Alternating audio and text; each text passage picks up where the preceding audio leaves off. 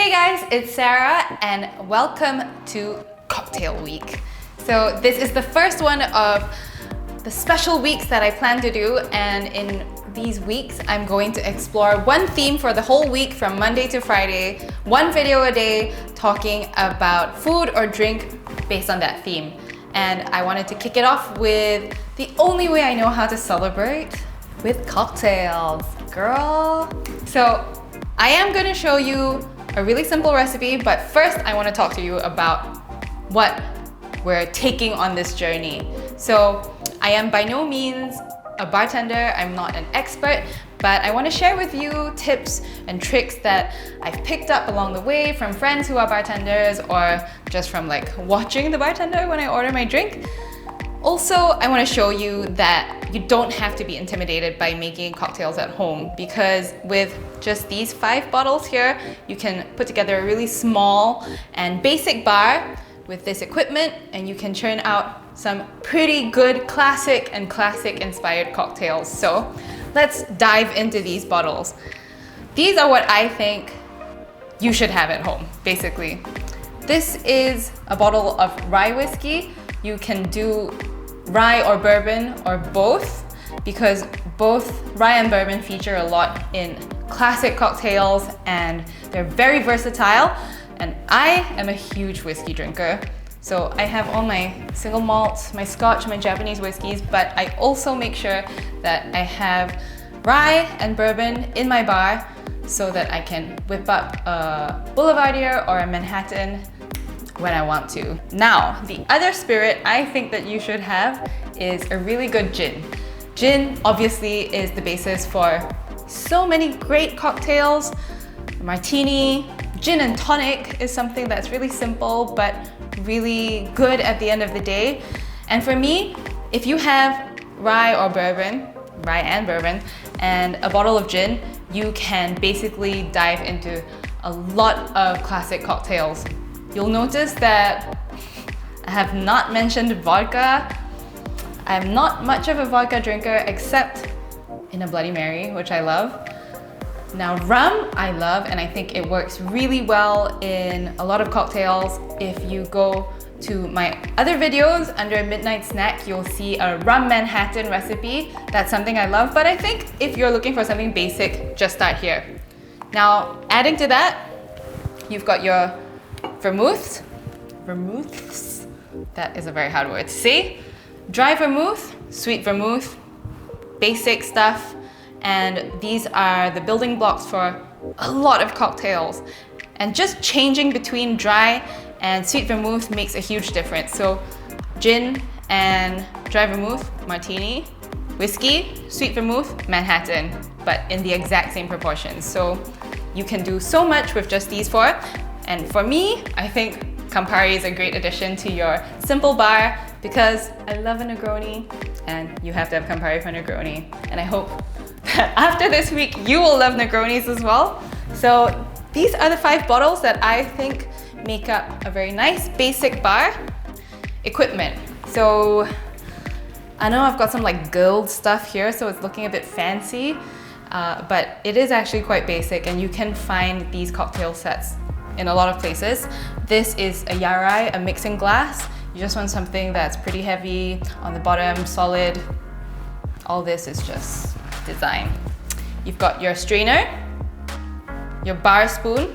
You want something nice and long so you can keep stirring without stopping.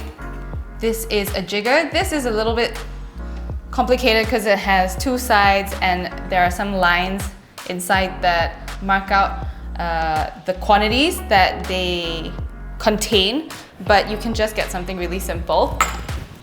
And even something like this that's plastic but has all the different measurements like 20, 30, 40 milliliters or like 1 ounce, 2 ounce inside, that works really well as well. You've got your peeler for lemon peel, orange peel, very important. And for shaken drinks, you need this extra strainer just to make sure that you don't get bits of ice in your drink. And there it is, your very basic but very useful bar. So I thought I would kick off Cocktail Week with one of the first proper cocktails I discovered, a really good gin martini. It's a classic And the formula is something that you can apply to other drinks like a Manhattan. So let's dive in. Now, a gin martini is something I feel very strongly about. There is this whole myth around them that you need as much gin as possible and as little vermouth as possible, and I call bullshit. To me, the perfect martini, 2 parts gin, 1 part vermouth. That's all there is to it. So start with your mixing glass, and you want a lot of ice in there because you want this to be a really cold drink. So 2 ounces of gin. And I learned from a bartender friend to pour the alcohol slowly over the ice to chill it on the way down. Now 1 ounce of dry vermouth. And now we just stir until the drink is perfectly diluted and really, really, really cold.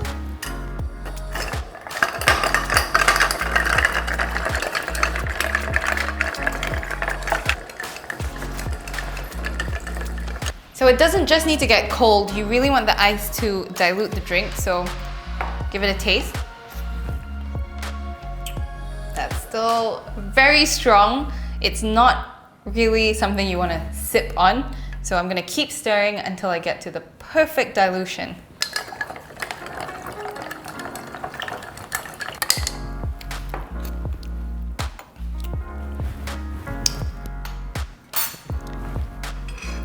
Now I'll just grab my strainer.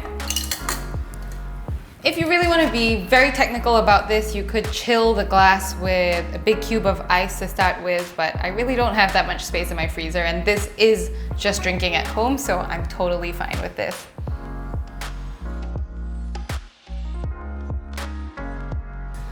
Now, garnishes for martinis are kind of a controversial topic. A lot of people do a lemon peel, but I think that that's a bit too harsh. And then classically, you can also put orange bitters into the martini, but that seems a little bit fussy. So for me, just a bit of orange peel is the perfect balance. I'm not actually gonna garnish and put it into the drink. I'm actually gonna just squeeze and get the oils out of there. And then I'll just brush the edges of the glass for a little bit more aroma. A final touch, I know a lot of people are weird about olives, but I love olives. And I will always have one in my martini.